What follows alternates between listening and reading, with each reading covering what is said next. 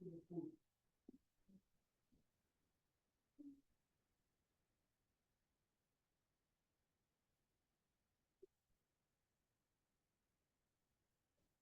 الشيطان الرجيم. بسم الله الرحمن الرحيم. سوف تعلمون من يأتي عذاب يخزيه ويجب عليه عذاب مقيم حتى إذا جاء أمرنا وقالت النور وقل نعمل فيها من كل زوجين اثنين وأهلك إلا من سبق عليه القول ومن آمنوا إلا قليل قالوا اركبوا فيها بسم الله مجريها ومرساها إن ربي لغفور رحيم. الله العلي العظيم. اللهم صل على محمد وآل محمد.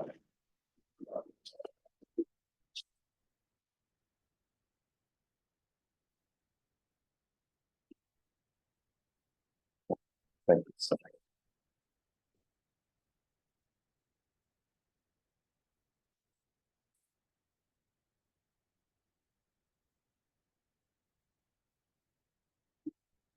أعوذ بالله السميع العليم من الشيطان اللعين الرجيم. بسم الله الرحمن الرحيم. الحمد لله رب العالمين، وصلى الله وسلم على سيدنا ونبينا محمد وآله الطيبين الطاهرين. اللهم صل على محمد وآل محمد. السلام عليكم ورحمة الله. May Allah subhanahu wa ta'ala accept your efforts as you come in this relatively early hour, for some perhaps, seeking knowledge and reflection on the revelation on the Holy Quran. Continuing on the reflections on the ayat of Surah Hud, we said it is one of the ayat or chapters that are revealed in Mecca, and so the general theme is similar to the theme of the Mecca surahs regarding the confirmation of the oneness of Allah subhanahu wa ta'ala, oneness of God, the confirmation of the message of the messenger Rasulullah sallallahu alaihi wasallam, the truthfulness and the miracle of the Quran, and reminders about consequences of one's actions and resurrection, and also examples, many examples of previous nations. Therefore, watch what happens as the consequences of actions both in this world and in the hereafter. The example we got to where it was from the life and the mission of Nabiullah Nuh.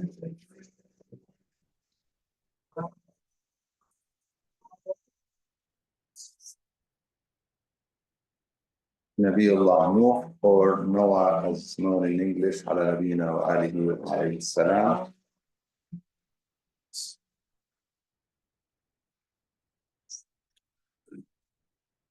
صلى على محمد وآل محمد. اللهم صل على محمد وآل محمد. The example of Nabiullah Nuh ala nabiyina wa alayhi salam was the first example given in this chapter, and his people, how they dealt with their messenger, how he addressed them patiently for a very long time, and how Allah subhanahu wa ta'ala gave them time and chances. All of this, we said, is to encourage people to listen to their messenger, encourage them to believe in their messenger, not to have the state of what we call in Arabic ghurur, to become arrogant because they don't receive the consequences of their actions immediately. They feel that they are strong, they're powerful. These examples were to remind them that there were people before you who were way stronger than you are. They had so much more power, they were so much more affluent, and yet when they constantly denied their messenger and defied the teachings of the Almighty through the messenger, eventually they faced the consequences of their actions, which is what I mentioned before, the adab, the torment that comes from Allah subhanahu wa ta'ala. Some may refer to as punishment. It's the natural consequence of their actions. It is not lack of mercy from Allah subhanahu wa ta'ala. God forbid, nobody should ever think that Allah subhanahu wa ta'ala lacks mercy, therefore He punishes these people. No. The way He created the universe and the way He formed, as we say in the formative level, the takween, this world, it was formed in a way that actions have reactions. Rebelliousness towards God is rebelliousness towards nature. And the consequences of that is that nature ends up rebelling against these people.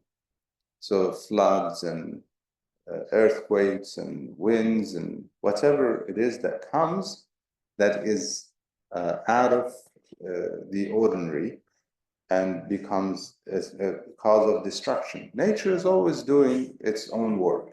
Okay?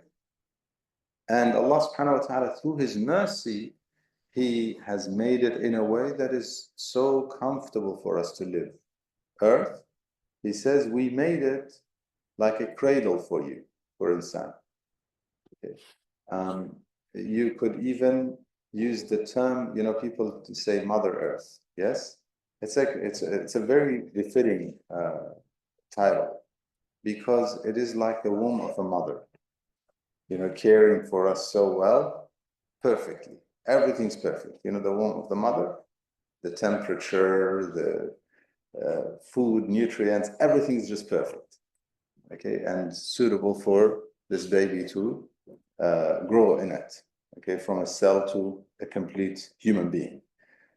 Similarly, Earth is perfect. The perfect weather, the perfect level of air, the perfect temperature, everything's perfect. If it was slightly different, no Earth would have been possible on Earth. And no life would have been possible on Earth. Slightly different.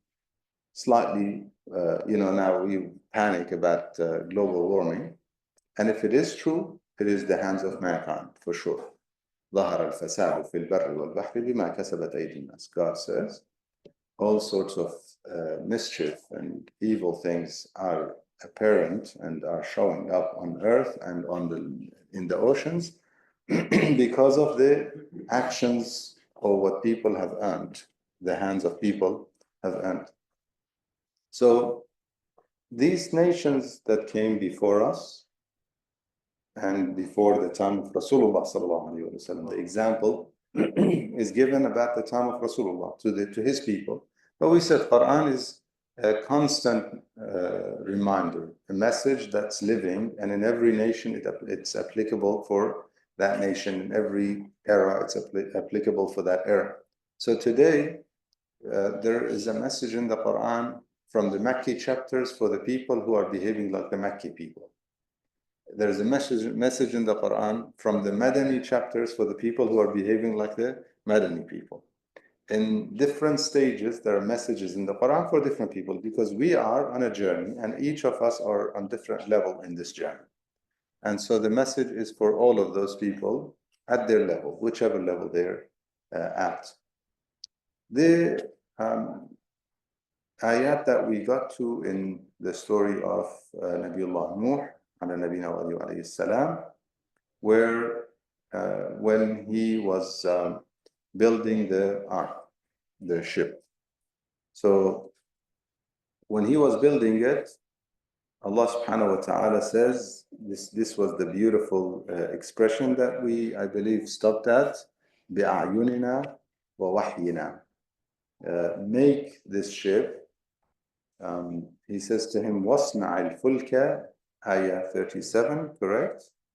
وَاصْنَعِ الْفُلْكَ بِأَعْيُنِنَا وَوَحْيِنَا وَلَا تُخَاطِبْنِي فِي الَّذِينَ ظَلَمُوا إِنَّهُمْ مُغْرَقُونَ. He says, make the ship. Sun' is when you make something, when you are constructing something. You know, sana'a is construction, making as a construction. He says, construct it, make it with our eyes, bi'ayunina, meaning, this is an expression in Arabic, meaning, make it under our supervision. God is teaching him how to make it. Not in a physical way, in the sense that God doesn't have hands and feet and displays things in that way. No, inspires him, maybe sends the angels to teach him, like he sent the Orab, the crow, to teach Qabil, Cain, how to dig a grave and bury the body. You know, in that story. So Allah subhanahu wa ta'ala teaches us, he has his means. Inspires us with a bird, inspires us with I don't know, they say some, a lot of, you know, obviously airplanes and helicopters, they're all inspirations from certain insects and animals. If I'm not mistaken, helicopter was inspired by which insect? It was an insect, not a bird. If I'm not mistaken, that's what I read, or I remember reading. In any case, so Allah subhanahu wa ta'ala teaches us. He taught Nuh ala nabina wa alayhi salam. Now his prophets, he teaches them a little differently because the connection is stronger. So he teaches them more directly. To us, we don't realize. Sometimes we're being taught and we don't realize it. Whereas prophets, when they are taught, they realize it, they know it. When Ibrahim ala nabina wa alayhi salam, Prophet Abraham, when he had a dream that he was slaughtering his son, he took it as a command. If any of us has a dream of that nature, we think it's a nightmare and we ignore it, yeah? But for him, he took it as a command from God. He says to his son, "Inni ara fil manami anni adbahuk." I'm seeing in my dream that I am slaughtering you. His son, being a son of a prophet of God, taught by a prophet of God, and he became himself a prophet of God, he says, Ya abati fa'al ma tu'mar, my father, do as you are commanded. He knew that this is a divine command, it wasn't just a dream. So some of us, we receive inspirations, we neglect them. We don't even realize that God is teaching us. Even if we take the lesson, we don't even realize it was from God. And we sometimes attribute it to who? To ourselves, yeah. I am so good. You know, I am so smart. Well, God taught you. God gave you the wisdom. God gave you everything. So we need to be reminded of that. Nabiullah Nuh, he was being supervised and taught and inspired and revealed to by Allah subhanahu wa ta'ala in all the means necessary for him to make the ship. As he was making it, ayah 38, وَيَصْنَعُ الْفُلْكَ, and he was making the ship. وَكُلَّمَا مَرَّ عَلَيْهِ مَلَأٌ, every time a group of elite, mala are the elites, and we said it comes from mil, which is full, because they, when you see them, they fill the eye. They're not neglected. They are seen, they're recognized. So they're referred to in Arabic as mala.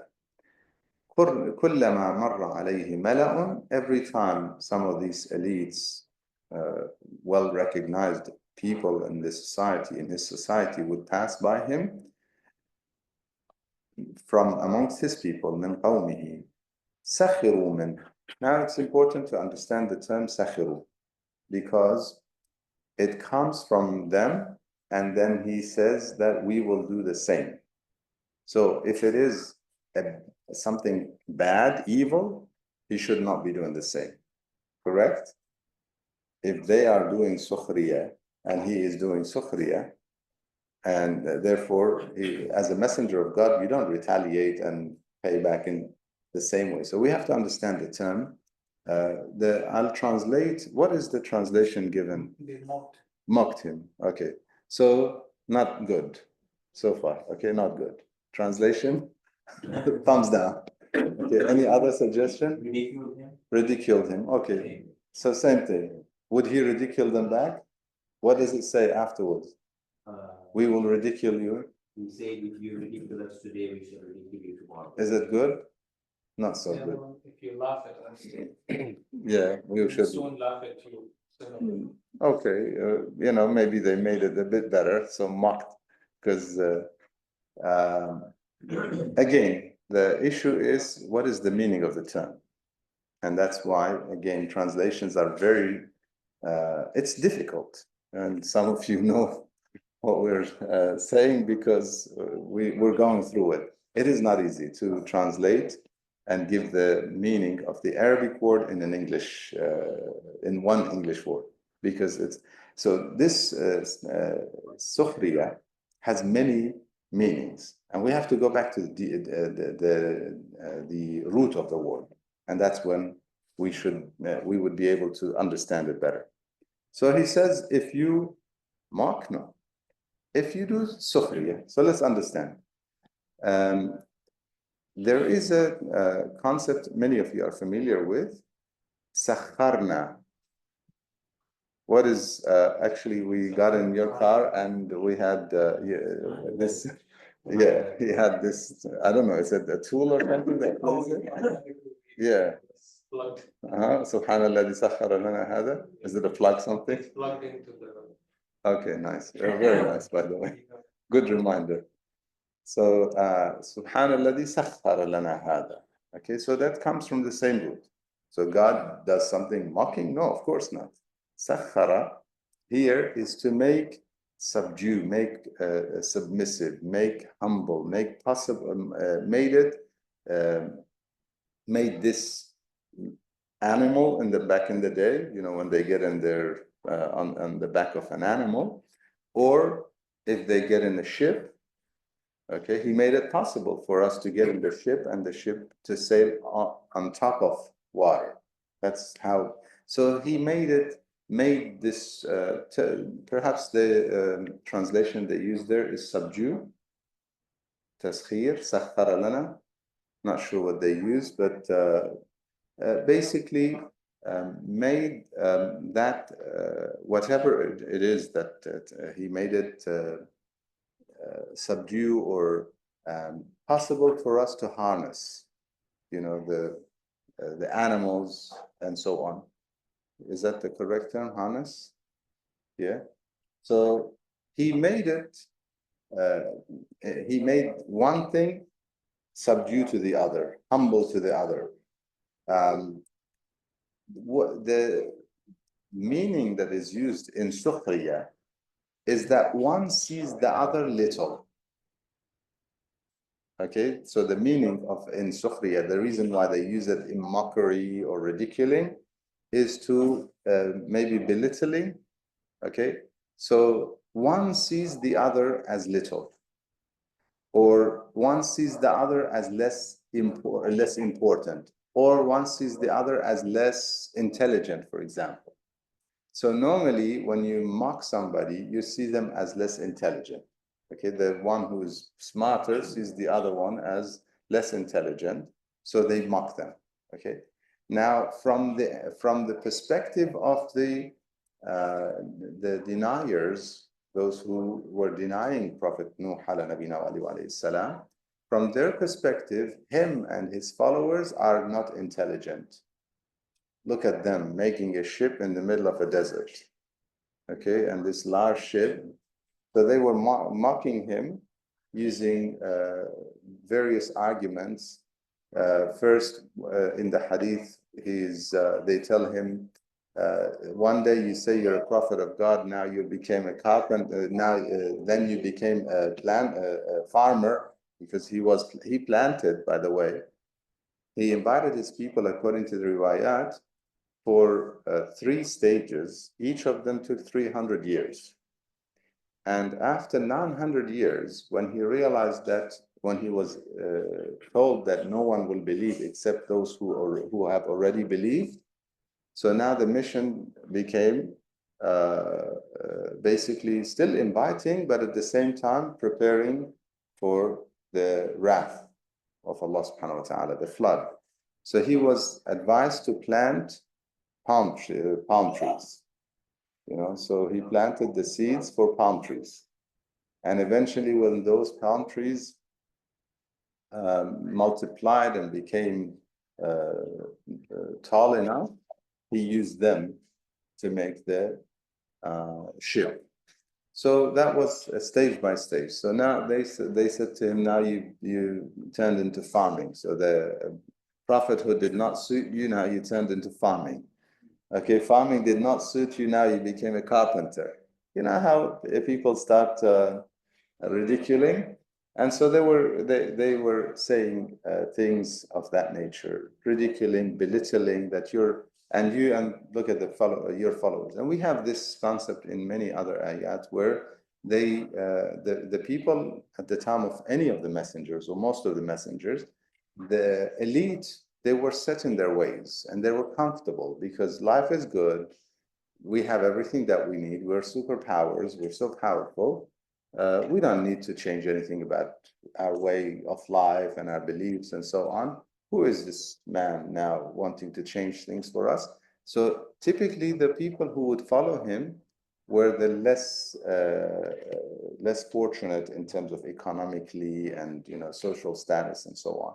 So this is why the elite would ridicule these people, and in fact, in some cases, they said, if these people were not around you, maybe you had a chance of us listening to you.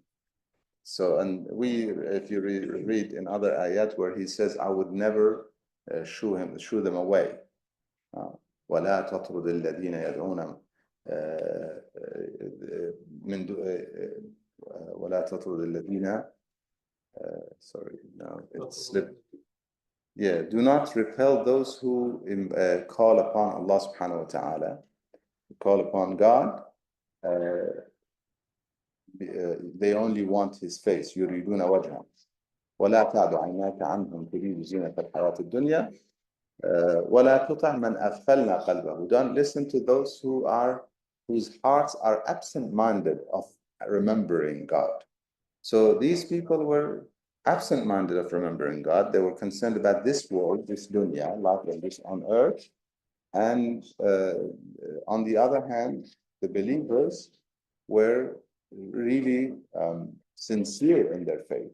Now, the deniers were constantly accusing the believers of ridiculing them, accusing them.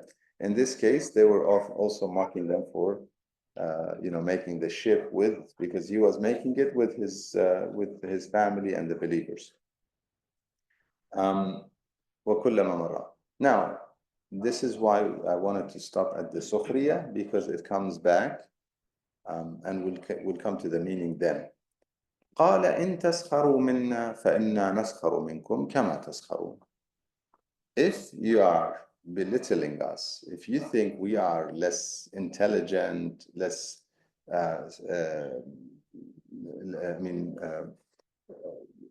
affluent, of a lower position, we will show you the same thing as you are doing it. Okay. The difference is the first one is wrong, is a mistake, is misjudgment, is lack of vision. Whereas the second one is what? Is the truth. Who is the not so smart? The ones who were not listening, thank you. The ones who were not listening to their prophets. Who is the one who is less intelligent? The ones who could see God despite not seeing him physically, or the ones who denied him and denied his prophet? So they're mocking the believers for their faith and submission to God despite not seeing God. And so he's saying, just like you are now seeing us as less significant, and you will see how the table will turn, and you will see how it will be us telling you this is this is the reality, and you did not see it. You think we cannot see the reality? We think we're blinded? We think we're blind followers? No, it's you. So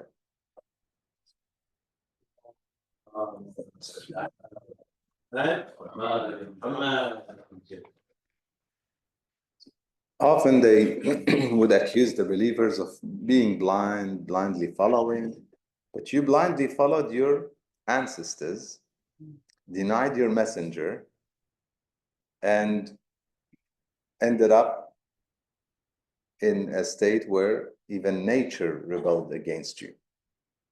So this is there. So one has to consider perhaps the sakhiru, what is the translation that would give that meaning? Perhaps for now we can use belittling, and I think for now we'll keep it that, inshallah. So then, sorry. فسوف تعلمون, you will know. In ayah 39, فسوف تعلمون, you will know. من يأتيه عذاب يخزيه ويحل عليه عذاب مقيم. This is their sukhriya. From the believers, this is, according to the riwayat, this ayah is the response or the sukhriya that the believers would have for the non-believers. None of the style of the non-believers. They would not tell them you're so foolish, we're smarter than you, look at you, how mad you're acting, or how blind you are. They won't say any of that. Instead, this is the statement. You will know مَن يَأْتِيهِ, who would receive a torment that would humiliate them. And then they will also be subjects to وَيَحِلُّ عَلَيْهِ عَذَابٌ مُقِيمٌ. They will then be subjects to a long-lasting or a lasting torment. So here there are two torments, yes? Perhaps the first one, according to Mufassirin, the first one referring to what happens here, and the second one referring to the hereafter. And that's why the first one has the element of humiliation, and the second one has the element of lasting, muqim. Because akhirah is abqa, it's lasting, it's more lasting, yeah?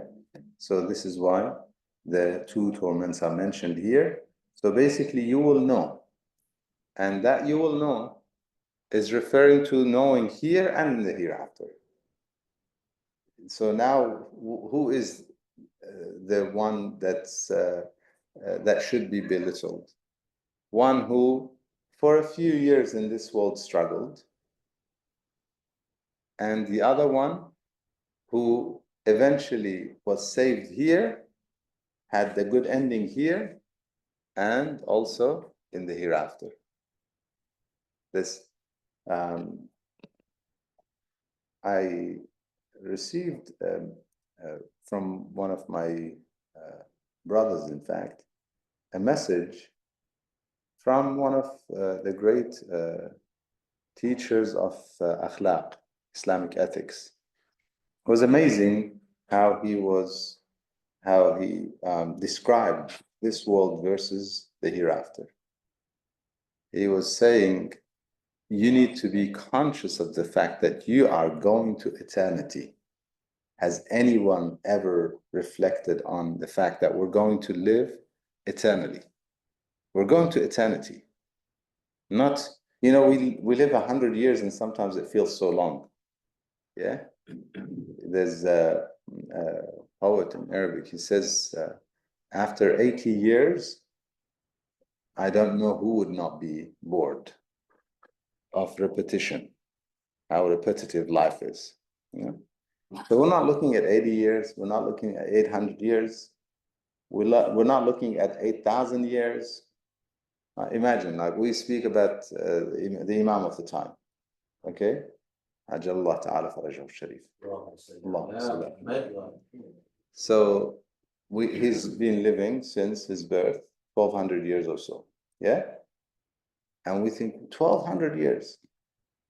And we know of certain characters according to the ayat and riwayat who lived even more than that. Nuh ala nabina wa alayhi salam, he invited his people for 950 years. That's even before the flood, after his appointment, before the flood. And so we think of those numbers as like, imagine living 950 years or inviting your people for 950 years. Before that, maybe 40 years. So that's 990. After that, however long they lived after the Tufan, according to riwayat, was about 500 years after. Some say even more. So 1400 or so years. We think that's long.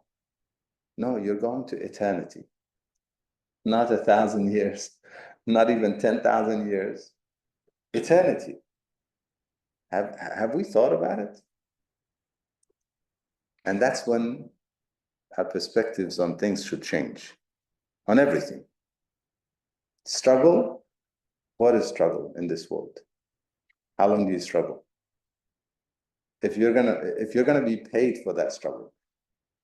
Okay. Some people go to the gym for bodybuilding, and they put themselves through pain. Huh? What do they say? If there's no pain, no gain. Huh?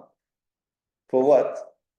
For a short-lived muscle that sooner or later is going to be gone with age and then eventually eaten. This is the reality. And yet we put ourselves through that pain for that short-lived pleasure that we want in this world. Yet we're talking about eternal gain. Gain that never ceases. أكلها دائم. You know, the fruits of paradise, constant, non-stop. And this is eternal there.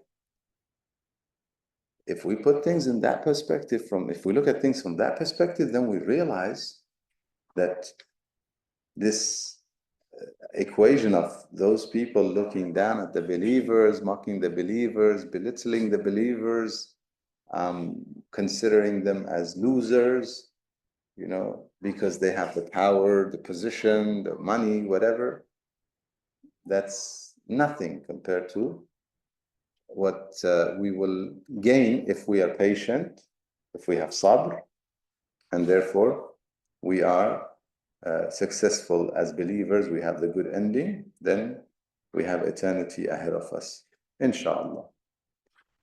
Question? Yes. You know, the Safran now. Yeah. I'm just wondering, it has other meanings because in Surah Anbiya, verse 79, it's mentioned فَفَهَّمْنَاهَا سُلَيْمَانَ وَكُلًّا آتَيْنَا حُكْمًا وَعِلْمًا وَسَخَّرْنَا لَهُ الرِّيحَ مَعَ دَاوُودَ الْجِبَالَ. Al-Jibal, sorry, yes. Yeah. So again, taskhir is to make something subdued, to make something humble, to make something submissive. Okay, so the mountains submitted or were humbled and submitted to him so they would recite or sing with him in the praise of the Lord, with David, peace be upon him. So yusabbihna, glorifying Allah subhanahu wa ta'ala with him. So taskhir, for instance, we have the term taskhir also used when Allah subhanahu wa ta'ala says, we have made some of you gave some of you certain positions or certain perhaps gifts that others, some would be used by others, to be subdued towards the other. لِيَتَّخِذَ بَعْضَكُمْ بَعْضًا سُخْرِيًّا. That's the same root. So if I make, if some people are working for me and I'm making them work, one could use the term taskhir, that I'm subduing their skills, their abilities. I'm using them. Okay. So can it be in a positive light, or is it always Yeah. in a negative light? No, it's in fact that is a Because positive. this one is belittling or mockery. Yeah, that's exactly what I was saying. Hassan, that's a good thing that's exactly what I was saying. We need to look at the term, to consider the other in a weaker position, okay, and therefore use the services in that context. Um, so for one to see the other lower, true or false, for one to see the other lower. I'll give you an example. Allah subhanahu wa ta'ala made some people managers by nature. Okay, some people, and you see that in the workplace. He walks into the place and in no time he's managing the place. Okay, and some people can never manage a place. They can only be managed. Yeah, that's how it is. If you don't manage them, they don't know what to do.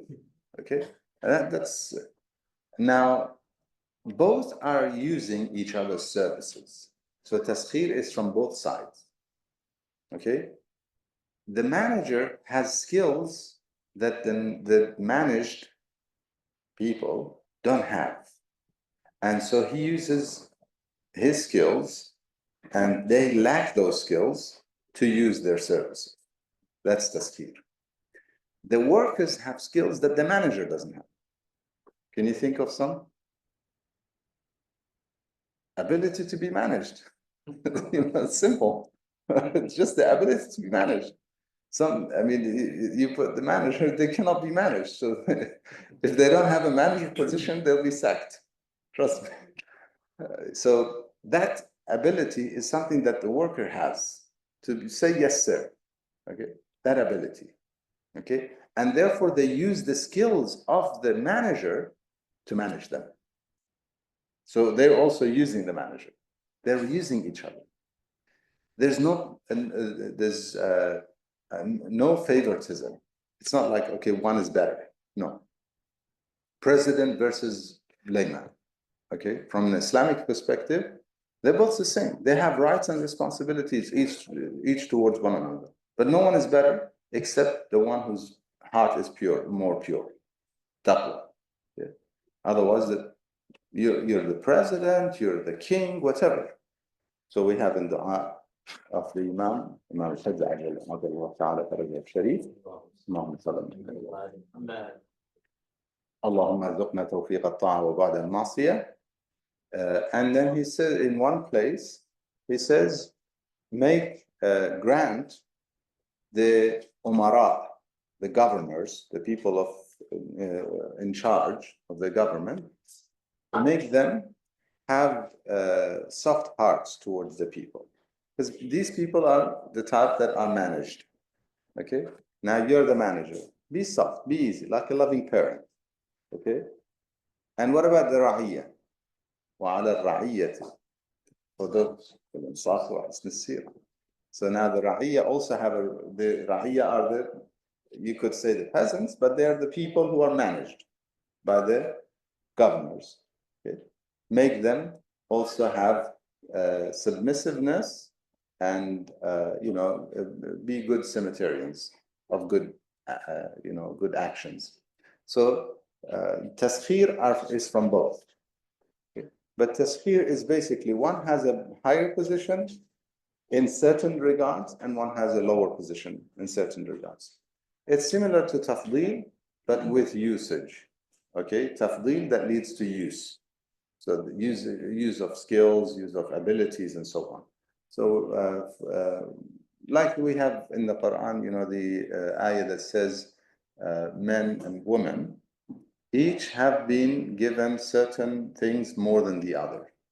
بما فضل الله بعضهم على بعض. Some people think because of what God gave men more than. No, that's not what it's saying. What it's saying is because of what God has made better in some than the other. So in certain regards, men are better than women. In certain regards, women are better than men. And if we deny that, we have a big problem. You know, in today's society, they try to deny that. They want to make them the same. Okay, physical ability, work, the ability to work. It's oppression to women actually to expect her to work just as hard as men do, in every field, in every regard. No, that's not how it's meant to be. Okay, so they are meant to be protected, not to protect, not to go and fight for the army, for example. And then we have to protect them in the army from other army members and all the abuse that happens and so on. They're meant to be provided for, not to go and construct homes. And not that they cannot, I'm not saying that they cannot, but that's not what they're meant to do, because men are given that physical ability to construct and do that kind of work more than they are. In certain regards, women are given abilities way more than men are. Okay, being, for example, patient and persistent on something. Okay, men do not have the patience and persistence of women. That's why they can, certain roles you can never give it to men. You know, they'll give it up easily. But no, women, they have a lot of patience and persistence for in certain roles, they do it best. So Allah subhanahu wa ta'ala did this tafdeel and taskhir. Some are given more skills than others, and therefore the services are used in that manner. So the taskhir and the term is not negative, by no means it's negative. Yes, some people, they use those skills to make others feel little. And though they are wrong, the others may be better than them. In this case, he's saying to them, you are doing sukhriya from us. In taskharu minna, you're thinking that we're little, and you're, showing us that or displaying that towards us. In other words, ridiculing and belittling. You're doing that. We will show you the truth, which is the fact that you are more little. You are less intelligent. You see this world, we see the bigger picture. Whose vision is limited? Whose intellect is limited? The one who sees only a few years in this world, or the one who sees eternity and therefore focuses on eternity? Would that? Yeah, awesome. This soon, فسوف, yes. So that's something very interesting. From human being living now, we think it's entertainment. Yeah. But in the godly terms, the soon may be. Yeah, actually, that's a good point you brought up. So فسوف. Therefore, then, سوف is normally used for longer waits. Okay, it could have been fasa. In Arabic, to say will, soon, it could be sa or sawfa. Sometimes the letter sa is enough. فَسَتَعْلَمُونَ, you will know. Okay, but فَسَوْفَ تَعْلَمُونَ. It could have been فَسَتَعْلَمُونَ. We have that in the Quran. But this is فَسَوْفَ تَعْلَمُونَ. And it is suggested from the science of eloquence in the Quran that the difference between sa and sawfa is that sawfa could be referring to a lengthier wait. Okay, so it's not immediate. It's not necessarily immediate. And in this case, that's a very good point. The fact that he's saying, you think we're so concerned about today, tomorrow type thing. Okay, you're mocking us, tomorrow we're going to mock you, or we're going to show you how you're wrong. Okay, display to you how you're the ones who are less intelligent and so on. It's not necessarily like that. It could take another 50 years. Yeah. In some narrations, it took him 80 years to build. Some in the Shia books, we have 80 or so. Although some Sunni narrations suggest it was 500 years that he was building. And when Imam Sadiq alayhi salam was asked about that, he said he was asked how long. So he said two periods. The name of periods that he used, the person who was asking wasn't sure how long is that period. So he said it's 40 each. So in other words, 80 years. So he said, but others say that it took him 500 years. The Imam said they did not read بِأَعْيُنِنَا وَوَحْيِنَا. They did not read how he built it. You know, yes, if it was left to him to build a ship at that time with the limited resources of humanity and the limited manpower that he had, and all the limitations, if it's natural, yeah, 500 years makes sense. Okay, he needed. But when it's God's teaching and inspirations and making things easy under his supervision, then it's different. So he said to them, whoever said the 500 did not consider the ayah when it says بِأَعْيُنِنَا وَوَحْيِنَا, that he was making it وَاصْنَعِ الْفُلْكَ بِأَعْيُنِنَا, under the supervision and revelation and teaching from Allah subhanahu wa ta'ala. حتى إذا جاء أمرنا, is that where we are? فسوف تعلمون من يأتيه عذاب يخزيه. Yeah, we covered that. ويحل عليه عذاب مقيم حتى إذا جاء أمرنا, ayah 40. Until, so he was building it, and those conversations were taking place between him and the deniers, those who constantly would come by. There are a few things that I guess we can learn from these ayat. One is the willingness to display their faith despite challenges.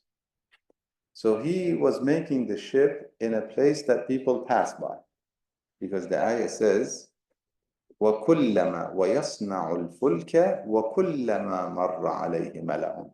Every time people passed by him, or the elite passed by him. So he was making it in the mamar, we call it in Arabic, the place of passing, okay, close to where people can see.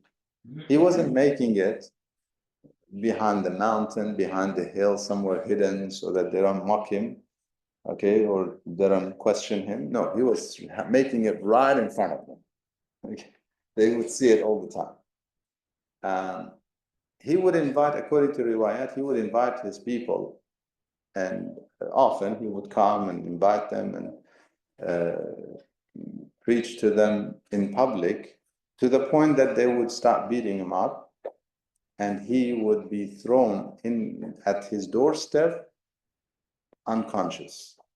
Like he would lose consciousness. That's how much he would get beaten up, bleeding and so on, wrapped, the narration says, wrapped in some cloth and thrown at his door.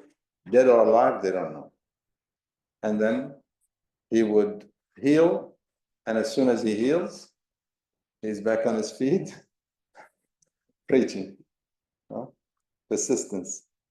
How many of us are willing to take a little bit of discomfort to invite someone to good? Okay. Sometimes if we see wrong, oftentimes in our communities, a lot of error and oppression happens while no one says nothing. Why? Because it's not comfortable. Yeah. This is a problem that many of us have. And sometimes one has to speak out, even if it's not going to be so comfortable, even if some people are going to abandon them. A few weeks ago, we were remembering Lady Khadija, salamullah alayha, and we also remembered the one who took her name. Khadija, salamullah alayha, she supported the Prophet in at times and during circumstances where every one of her circle of friends abandoned her. The narrations are very clear about it. They abandoned her. No more. That's it. You're an outcast. Why? Did that stop her from being with the Prophet and supporting him? Never. In fact, even when he was removed from Mecca, and he had him and the believers had to go to the valley of Abu Talib, both Abu Talib, despite his old age, and Khadija were there and faced all the difficulties and the torments until they both passed in the valley of Abu Talib. So believers have to be strong, and sometimes you need to speak out and not to hide. Even when they build masajid, I tell them, build the masjid somewhere people can see. Not, some centers and masajid, they go, and it's not just here, I've seen it elsewhere. They go and find this back streets and, oh no, it's okay. Nothing will happen if God has not allowed for it to happen. And you take your precautions and so on. That's not suggesting that one has to be foolish either, but be a little daring and learn from Anbiya Allah. Be inspired by the prophets of Allah subhanahu wa ta'ala. So this continued حتى إذا جاء أمرنا, until our command came. Our command meaning Allah subhanahu wa ta'ala, He is speaking, and it is the plural. Why? In Arabic, there are two suggestions. In Arabic, the plural is used for majesty. Like the king, would refer to themselves as us, we. Okay. And it could also refer to the fact that when God commands, the angels follow that command, and or not just the angels, all the agents. Nature is part of His agents, the water is part of His agents, God's workers. So it could be referring to all of that together. وَفَارَ التَّنُّورِ. Fara is when it overflows, and like when something boils to the overflowing point. Okay, and Fara Tanur is that the Tanur, the literal meaning is the oven, the special oven that they make bread with. I don't know what they use for translation for Tanur. The oven, gushed. That Fara is the gushed, and Tanur being the oven, perhaps. So the ayah says, حَتَّى إِذَا جَاءَ أَمْرُنَا وَفَارَ التَّنُّورِ. Now, is Fara Tanur a literal thing or an expression? There are opinions. There are some narrations that suggest that it is literal, and that there was a lady who was a believer, and she had a tanur, and the sign that was given is that when her tanur starts overflowing with water starts overflowing from her tanur, that's the sign that it is coming. So now the believers need to make their way to the ship. This is a suggestion that there was a sign of that nature. Another suggestion, also backed by some riwayat, is that Farat Tanur is referring to the time of the sunrise, because when the sun first you have the light of the sun lighting up, but you don't see the sun and the rays. Yeah. Whereas you see some light in the sky, it's brighter after the break of dawn, for those who wake up for Fajr. Okay, after the break of dawn until sunrise, there's light. Yes, and it increases until when? Sunrise. When sunrise happens, it's a totally different thing. There's so much more light and rays and everything. Yeah, so that is an expression in Arabic. Farat Tanur, it is an expression of that time. So it's another suggestion. And it could be both. It doesn't harm to be both, that it happened at that time. So that the oven gushed at the time of Fajr. So we can combine the both groups of riwayat. So we don't have to dismiss any of them.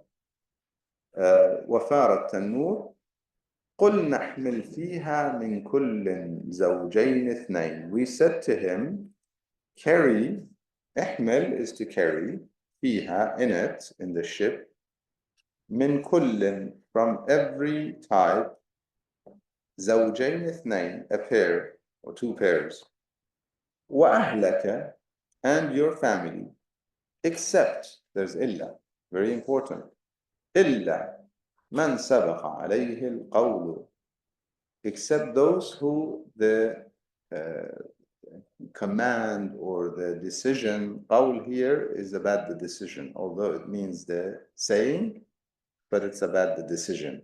It's a saying from God. Has already been preceded, that saying, statement, or command has preceded about them. In other words, they are not going to be saved. So, أهلك إلا. أهلك, family, إلا, except those who there was a decree about them already that they are not going to be saved. And we'll come to why. إلا من سبق عليه القول منهم. And who else? من سبق عليه القول ومن آمن, and those who believe. So your family and those who, your family except the ones who were not allowed, and those who believe. وما آمن معه إلا قليل, and not many believed in him, only a few. وما آمن معه, did not believe in him, إلا, except a few, قليل, small number, few. So according to riwayat, there were 80 people. After all these years, only 80 believers. According to some, they say if it took 950 years to get 80, it took 12 years to get one. So if you are able to save one person and guide them towards God, you've done well. That's why the Prophet says to Imam Ali alayhi salam, Ya Ali, if God guides through you, so who is the guide? Allah subhanahu wa ta'ala, God. But if you become the tool, God guides through you an individual, a soul. It is better for you than owning whatever the sun rises and sets upon, the entire world. One person, you save one person, you guide one person. You know, the example of this, I was given this example of a starfish. So some kid, the starfish in some area, they get washed by the wave onto the sand. And if they left there, they'll die. So this kid starts grabbing one and throws it, and grabs one. But thousands, or I don't know, however many, maybe hundreds of thousands, they get washed off. So an older man said to him, hey kid, no, you're not going to save all these ones. What does it matter what you're doing here? Throw. He said, it matters to the one I saved. The one he saved is saved.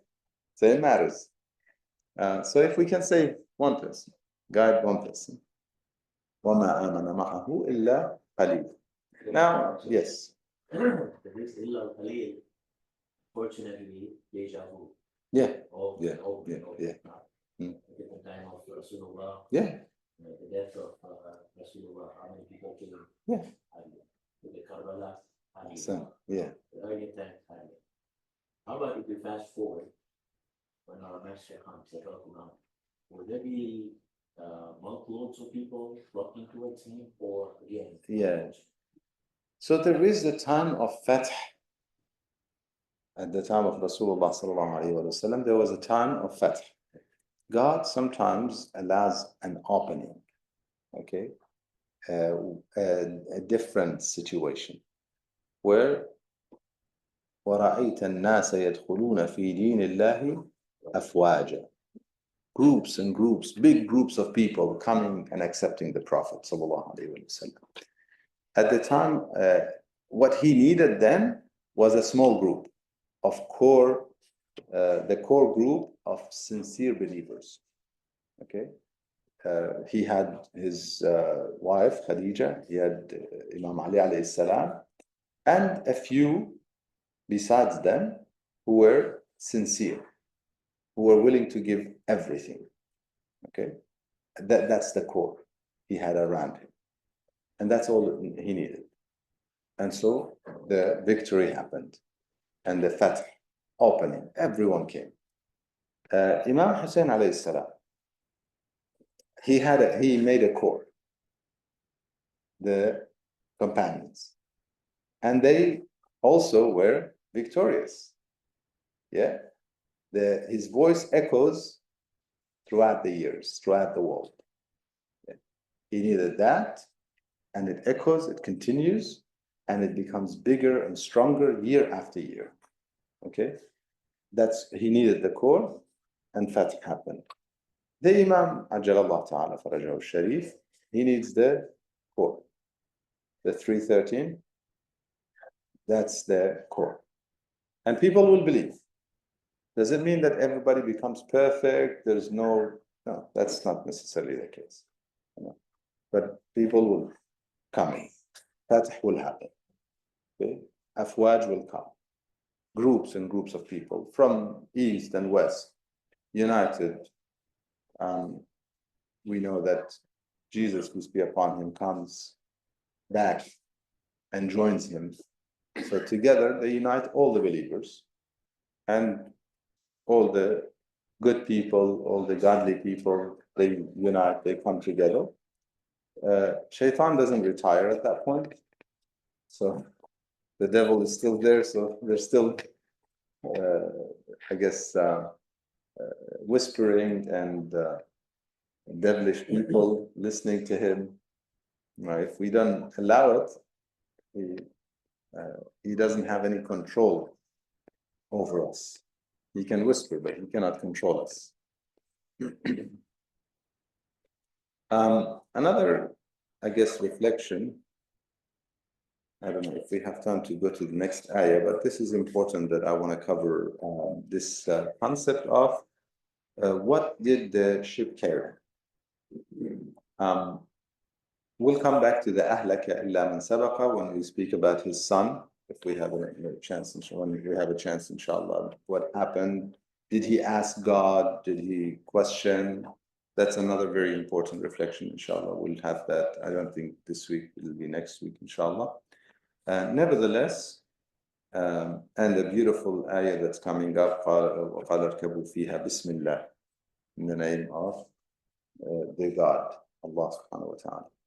So before that, just a quick reflection, ayah 40, he says the command came, قُلْ نَحْمِلْ فِيهَا, carry in it the pairs of every type, وَأَهْلَكَ, and your family.